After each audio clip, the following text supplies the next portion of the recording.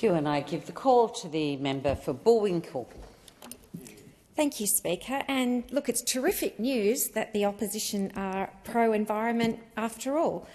I'm new to the parliament, but correct me if I'm wrong, but it was the Liberals that voted against the nature positive laws in the Senate last year, saying that they went too far. And the Greens voted against it because it didn't go far enough. But it's great to hear that the Shadow Minister for the Environment is very concerned about the environment at long last, and I hope that those changes will come in the near future. But, Speaker, today, of course, I rise just to speak to the amendment of the existing Environmental Protection and Biodiversity Conservation Act. The Act, of course, is 1999. It is old and outdated, but this amendment is just to tweak an area which is of considerable importance. As the member for Bullwinkle, my passion for the environment isn't just about a political position. It is a deep-seated personal commitment. It comes from the time spent frequent bushwalks, appreciating the ancient Jarrah forests and the delicate ecosystems in our beautiful Perth Hills. That intimate connection to the land is what fuels my advocacy for our community. It's what drove me during my time as a local volunteer to establish the Darlington Community Garden, of which my constituents still benefit from today, and it also drove me to champion the Darlington Wetlands Rehabilitation Action Plan, as well as a Friends of the Native Triangle group, trying to protect and restore our local bushlands. Labor is the party that will deliver environmental protection, and this bill is just the beginning. As a member for Bullwinkle, I hold deep respect for our natural environment and the rich cultural heritage that defines our lands and waterways. And I've only lived in this region for 17 years. My electorate, of course, encompasses the lands of the Whadjuk and the Balladong peoples of the Noongar Nation. And it's a place where the connection between land, culture and community is tangible, and that connection has existed for over 65,000 years. And it's a relationship that we in this place have a responsibility to honour and strengthen. And I saw this connection with lands by the Indigenous cultures firsthand when I worked as a remote area nurse in the remote Kimberleys.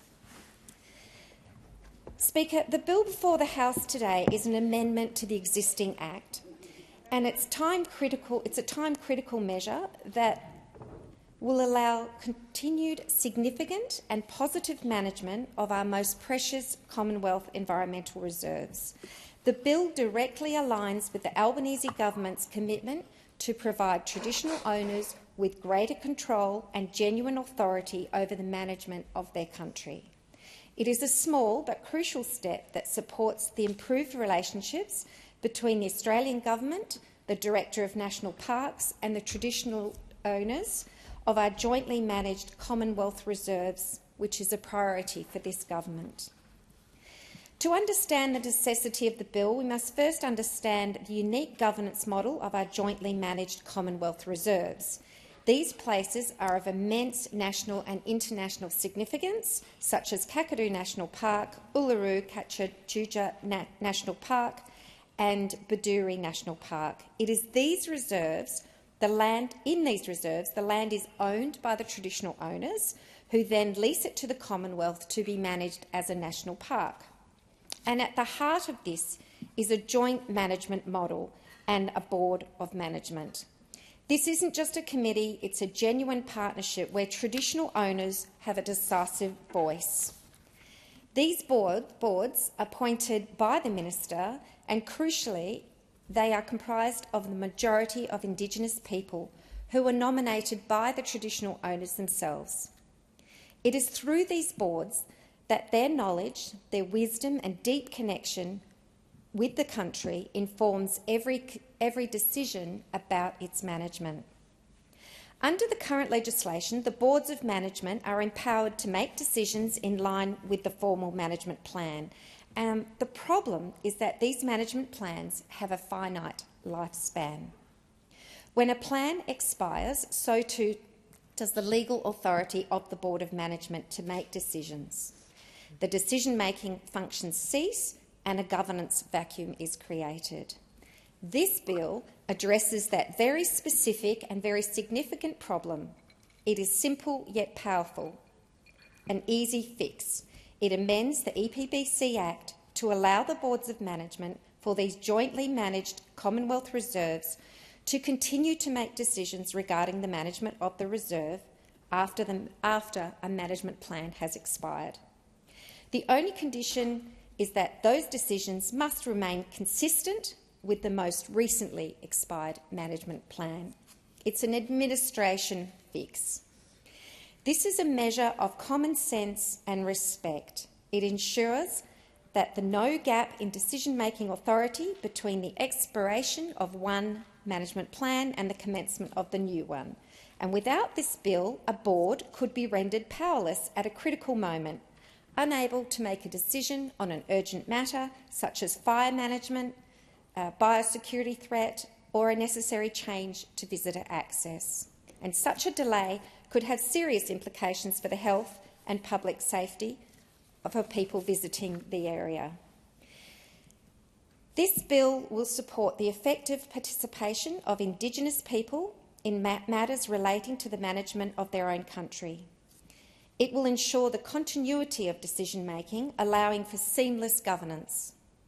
It doesn't change the role of the Director of National Parks or any existing arrangements. It simply removes an unnecessary bureaucratic roadblock that hinders the very partnership that it seeks to foster.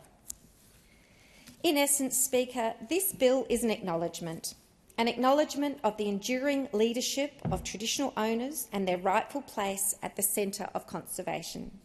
It is an acknowledgement that their knowledge and wisdom that they've passed down for generations is not just history.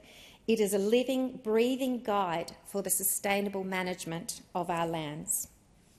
In my own electorate and across West Australia, I have seen the powerful outcomes that are possible when we empower traditional owners and work together in joint partnerships, in genuine joint partnerships.